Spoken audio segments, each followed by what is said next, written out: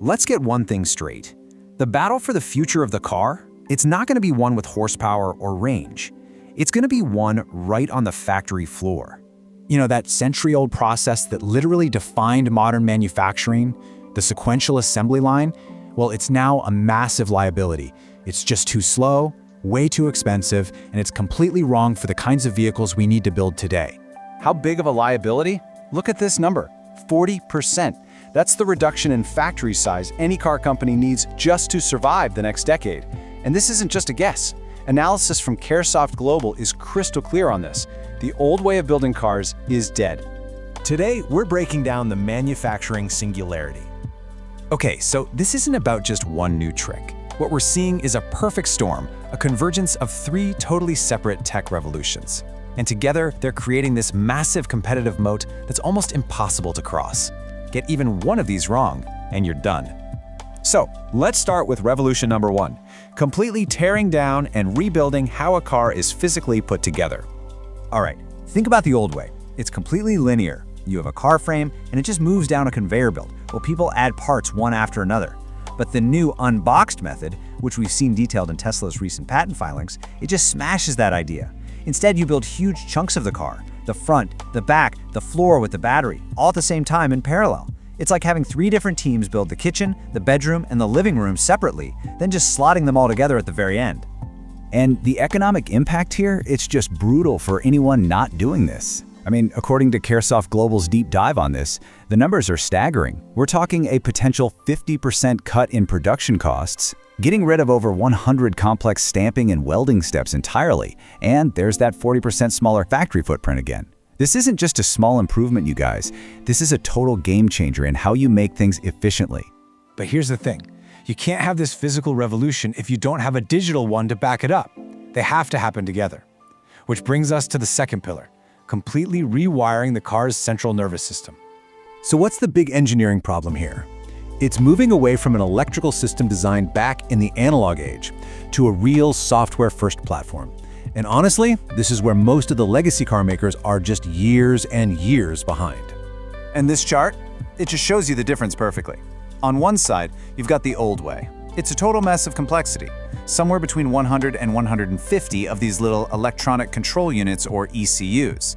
Think of them as tiny little computers, each doing just one job. But on the other side, you've got this new zonal model. It's so much cleaner, it's centralized, and you've got maybe 20 really powerful units that manage whole sections of the car. It's a ruthless simplification, and it's what lets you do those huge over-the-air updates that the old systems just can't handle. And what's the real-world payoff for all this digital rewiring? Well, look at this number. According to reports from Singularity, Ford is expecting to pull out over 4,000 feet of heavy copper wire from its next-gen EV. How? Simple. By finally ditching an electrical standard that's been around for 70 years. The physics here are actually pretty simple, and the technical data from SRM Technologies backs this up. Just think about electricity like water in a hose. If you want more water, you can either get a wider hose, that's more current, or you can crank up the pressure, which is the voltage. By jumping the system from 12 volts up to 48 volts, you're quadrupling the pressure. That means you can get the same amount of power with 75% less current, and that means you can use a much thinner, lighter, and this is the key part, cheaper hose, or, wiring. All right, that brings us to the final critical pillar. We're talking about strategically breaking away from raw materials that are volatile, crazy expensive, and tied up in geopolitical knots. You just can't build the future on a foundation of risk. And a huge piece of this puzzle is the battery. The older NMC chemistry, that's nickel, manganese, cobalt, it's got great energy density, but it relies on really expensive and frankly problematic materials. The newer LFP, or lithium iron phosphate chemistry, completely gets rid of cobalt and nickel. According to analysis from Land Power, just making that switch can slash the raw material cost of the battery by 20 to 30%. That is a massive saving on what is by far the most expensive part of the car. And this move away from risky materials isn't just about the battery. It's happening in the motor, too. A ResearchGate paper on EV motor design shows the whole industry is making a hard pivot away from motors that need rare earth magnets, things like neodymium. Why? Because the supply chain for those materials is a huge, well-known liability. So when you put it all together, the The advantages are huge, and they create this powerful strategic shield. First, you insulate your production from crazy supply chain shocks. Second, you get to sidestep the whole ethical mess that comes with sourcing some of these materials. And third, you stabilize your long-term costs, which lets you price your cars aggressively and sustainably. Okay, so this brings us to the most critical point of all, the forecast. If you try to do any of these things on their own, you're gonna fail. It's a guaranteed recipe for disaster.